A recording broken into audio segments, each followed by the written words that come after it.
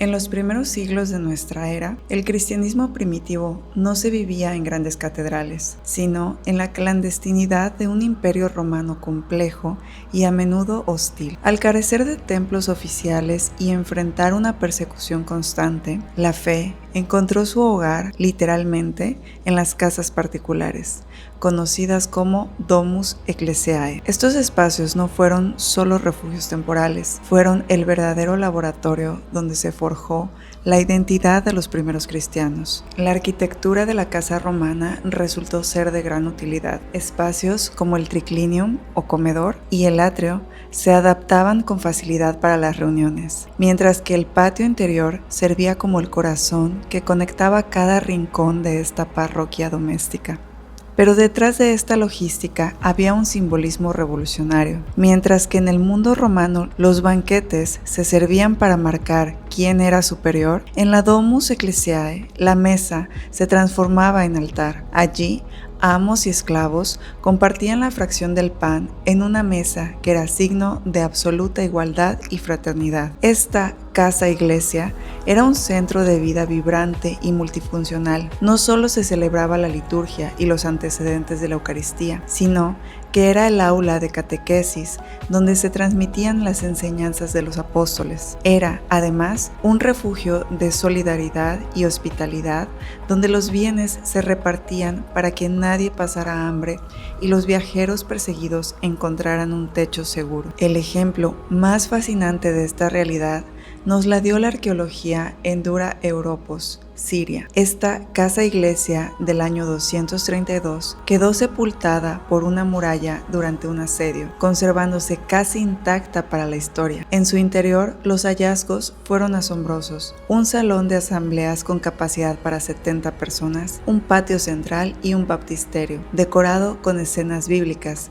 como la imagen de Jesús caminando sobre las aguas. Todo cambió en el año 313 con el Edicto de Milán, cuando Constantino decretó la libertad de culto. El cristianismo salió de las sombras y comenzó la construcción de las grandes basílicas. Si bien ganaron esplendor, el historiador Peter Brown sugiere que algo se transformó para siempre: el paso de una religión de mesa a una religión de altar. El carácter hogareño y comunitario se dio ante la institucionalización, separado del espacio sagrado de la vida cotidiana. En definitiva, la Domus Ecclesiae fue mucho más que un escondite, fue la semilla que permitió al cristianismo sobrevivir a la clandestinidad y alcanzar la fuerza necesaria para transformar para siempre la historia de Occidente.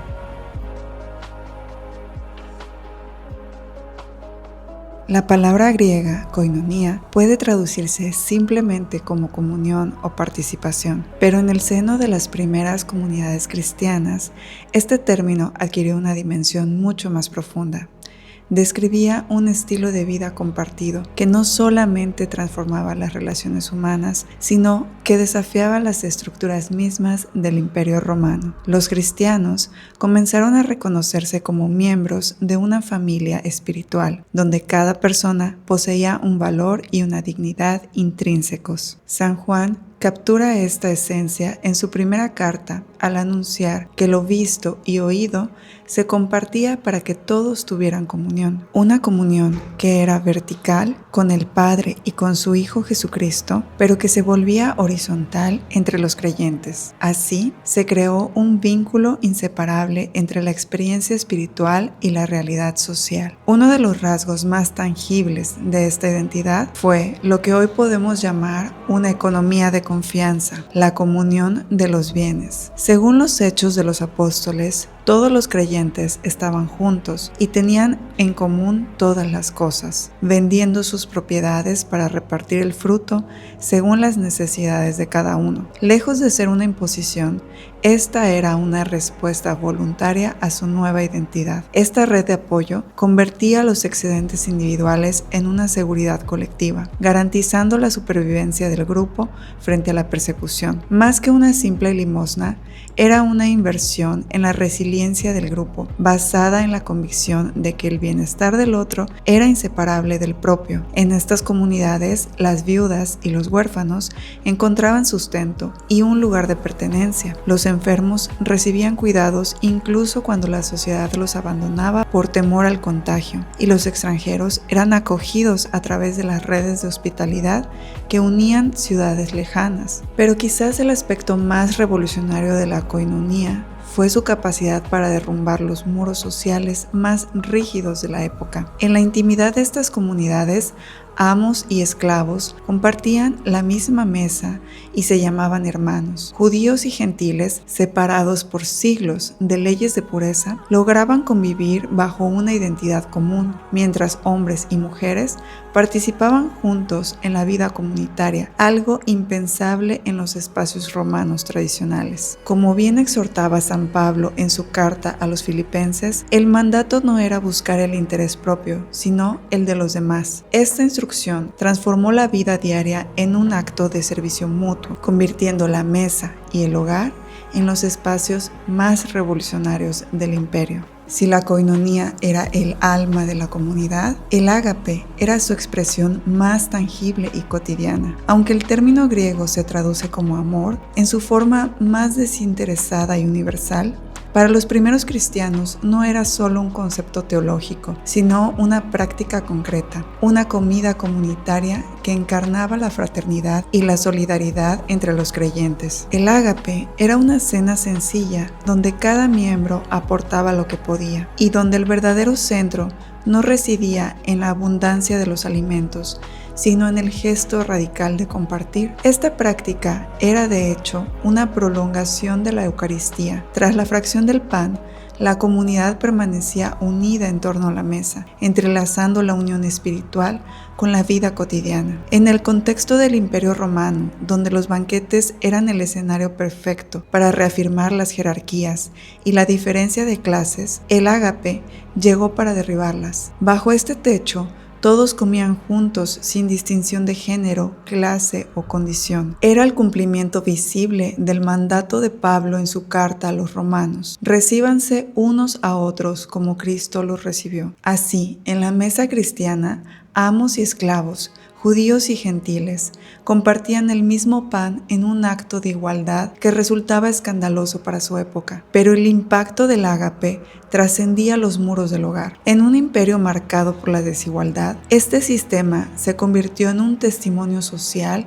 y en una forma de predicación silenciosa. El historiador Tertuliano, en el siglo II, describía cómo estas cenas generaban un fondo común de lo que cada uno aportaba para alimentar a los más pobres. Para los no creyentes de aquel entonces, estas comidas representaban un modelo de convivencia alternativo y profundamente atractivo. Con el paso de los siglos, esta práctica experimentó una transformación inevitable. A partir del siglo IV, en la institucionalización del cristianismo y la construcción de las grandes basílicas, la Eucaristía comenzó a separarse de la comida cotidiana. Aunque el ágape sobrevivió en ciertos contextos como un gesto de caridad hacia pobres y peregrinos, fue perdiendo su lugar central en la vida comunitaria. Sin embargo, su legado es indiscutible. El ágape fue mucho más que una cena, fue la expresión del amor cristiano en acción. La verdadera fortaleza de esta nueva fe se puso a prueba frente a la tragedia. Durante los siglos II y III, el Imperio Romano fue azotado por epidemias devastadoras, la peste antonina y la peste de Cipriano. Estas crisis sanitarias no solo devastaron ciudades enteras y colapsaron la economía, sino que sembraron un miedo profundo que fracturó la estructura social de la época. En la cultura romana, la reacción más común ante la enfermedad era el abandono. El historiador Dionisio de Alejandría relata una realidad cruda. Los paganos huían de sus propios seres queridos, arrojándolos a las calles, incluso antes de que murieran, para protegerse del contagio. Pero en medio de este escenario de desolación, los cristianos ofrecieron un contraste social asombroso. Bajo la guía del obispo Cipriano de Cartago, quien exhortaba a los creyentes a no lamentar la muerte, sino a verla como una oportunidad de amar, la comunidad se organizó para atender atender a los afectados. Esta respuesta se convirtió en un testimonio poderoso. Los cristianos cuidaban con la misma entrega tanto a sus hermanos en la fe como a los paganos,